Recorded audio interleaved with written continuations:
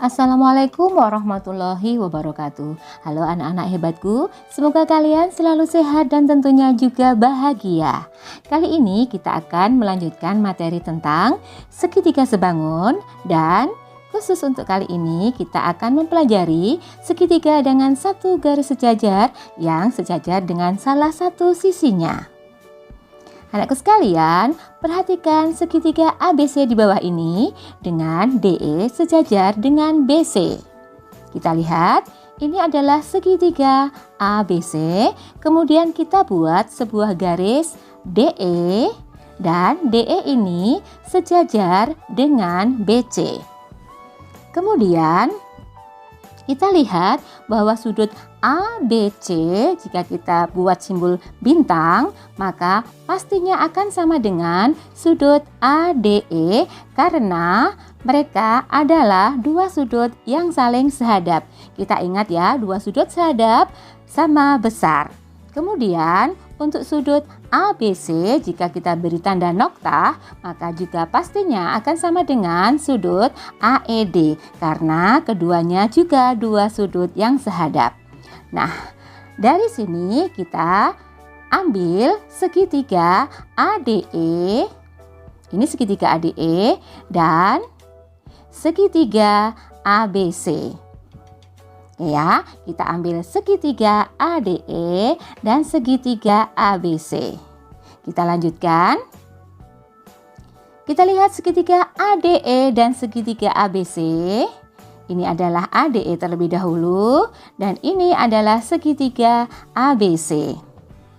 Oke, kita lihat karena sudut DAE sama dengan sudut BAE, ini adalah yang sebesar lengkung, adalah sama karena berimpit, dan sudut ADE sama dengan sudut ABC yang tadi sudah kita tentukan karena sehadap, juga sudut DEA sama dengan sudut BCA juga sehadap. Maka karena segitiga ADE dan segitiga ABC mempunyai tiga pasang sisi sama, maka dikatakan segitiga ADE sebangun dengan segitiga ABC. Kalau begitu, karena mereka sebangun, sehingga perbandingan sisi-sisi yang bersesuaian juga pasti sama. Yang bersesuaian adalah AD dibanding dengan AB, karena keduanya adalah sisi-sisi yang berada di depan sudut noktah. Akan sama dengan AE dibandingkan dengan AC dan akan sama dengan DE dibandingkan dengan BC. Selanjutnya, dari perbandingan sebelumnya yang sudah kita tentukan tadi, yaitu AD banding AB sama dengan AE banding AC sama dengan DE banding BC. Karena AB terdiri dari dua ruas garis yaitu AD ditambah dengan DB dan AC sama dengan AE ditambah dengan EC, maka bisa kita tulis juga bahwa perbandingannya adalah AD dibanding dengan AD per BD akan sama dengan AE dibanding AE plus EC dan akan sama dengan DE dibanding dengan BC. Jadi ini perbandingannya sebenarnya sama ya antara perbandingan yang pertama dan yang kedua. Selanjutnya, dari perbandingan sebelumnya yang sudah kita tulis tadi, kita lihat bahwa AD per AD plus DB sama dengan AE per AE plus EC yang sama dengan juga DE per BC. Jika kita ambil dua perbandingan saja, sehingga yang kita ambil adalah AD per AD plus DB sama dengan AE per AE plus EC. Kemudian kita adakan perkalian silang menjadi AE kali AD kali AE plus EC sama dengan AE kali AD plus DB. Jika kita tentukan hasilnya maka akan sama dengan AD kali AE ditambah AD kali EC akan sama dengan AE kali AD ditambah AE kali BD. Kita lihat bahwa ruas kiri dan kanan ada AD kali AE atau AE kali AD. Jika kedua ruas kita kurangi dengan AE kali AD, maka ruas kiri menjadi AD kali EC sama dengan AE kali DB. Nah, kita peroleh ini juga ya. Selanjutnya, kesimpulan kita, setiap ada segitiga dengan salah satu garis yang sejajar dengan salah satu sisinya, maka akan selalu berlaku AD per AB. AD per AB akan sama dengan AE per AC, AE per AC, dan akan sama dengan DE per BC, DE per BC. Juga boleh kita tulis sebagai AD per AD plus BD sama dengan AE per AE plus EC akan sama dengan DE per BC.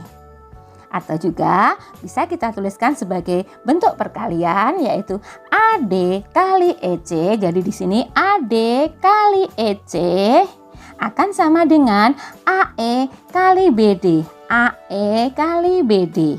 Ya.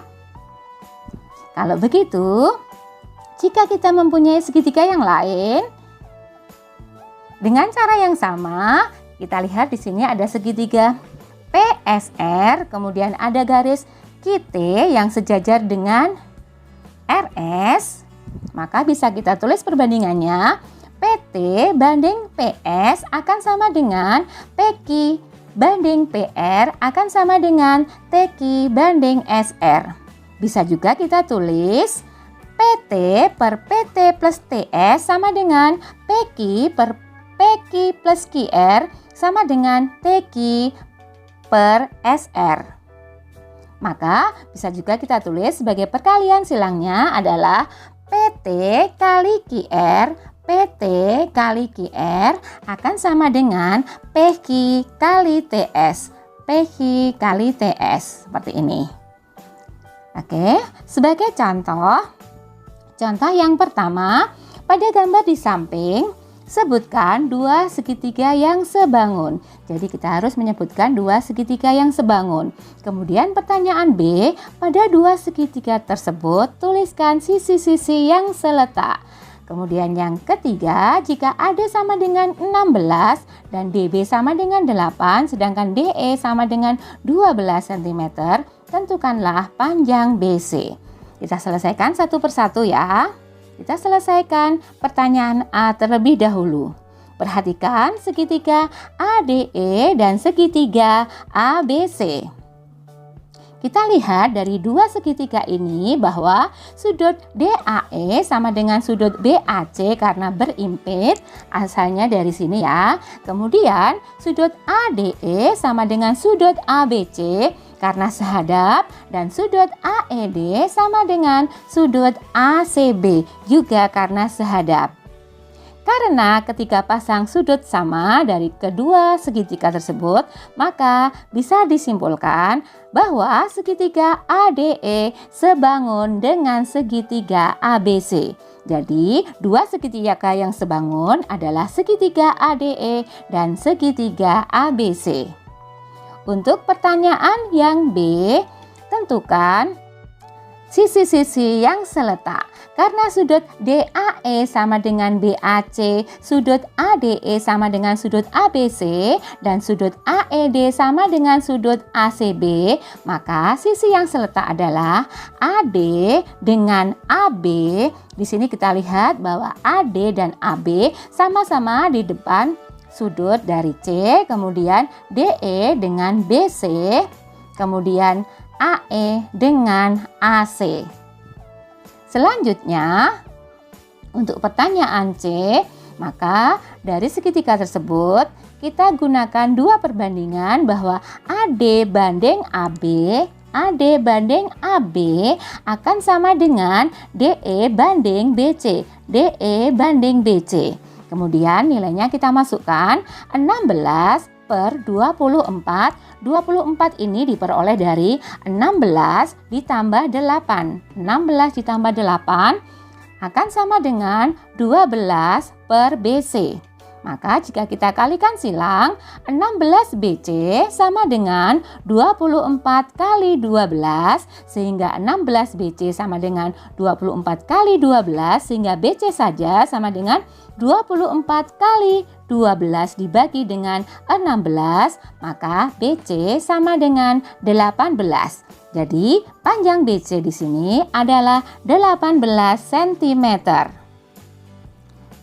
Pada contoh selanjutnya, contoh yang kedua, pada segitiga di bawah ini, TU sejajar dengan LM. Tentukan panjang dari sisi UM. Kita lihat gambarnya terlebih dahulu. Di sini ada segitiga KLM dan ada sebuah garis TU yang sejajar dengan LM.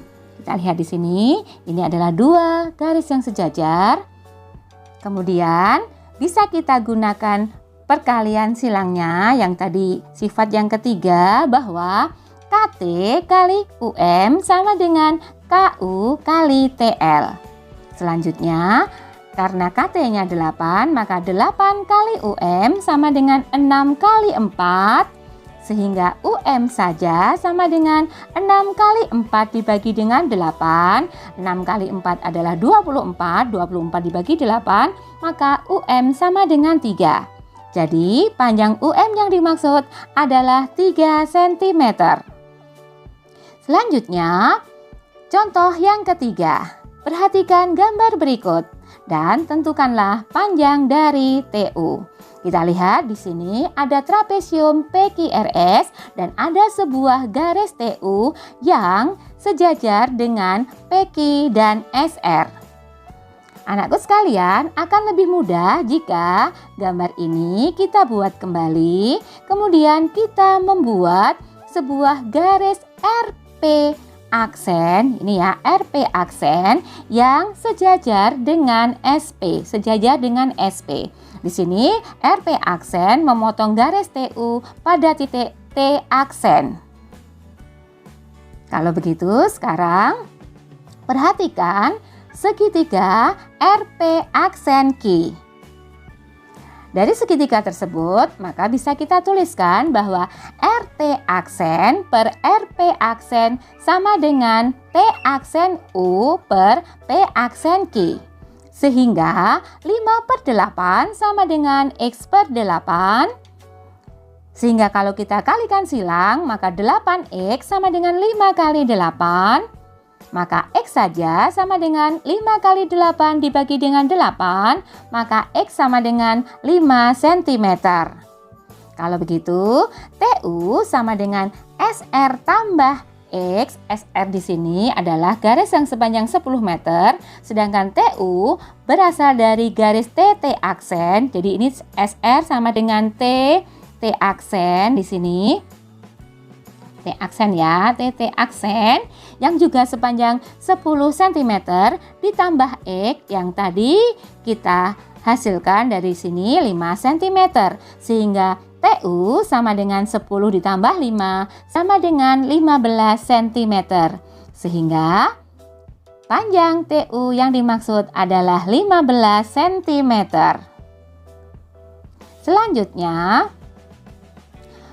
soal yang keempat. Pada saat upacara bendera, kamu dan bendera mendapatkan sinar matahari, sehingga bayanganmu adalah 200 cm dan bayangan tiang bendera 700 cm. Jika tinggimu 160 cm, maka tentukanlah tinggi tiang bendera. Dari cerita tersebut bisa kita ilustrasikan gambarnya kira-kira sebagai berikut. Ini adalah kamu yang setinggi 160 cm, kemudian ini adalah tiang benderanya. Bayangan kita adalah yang 200 cm dan bayangan tiang bendera yang 700 cm. Dari gambar tersebut, maka bisa kita buat perbandingannya bahwa 160 dibandingkan dengan X ini adalah tiang bendera, akan sama dengan 200 dibandingkan dengan 700.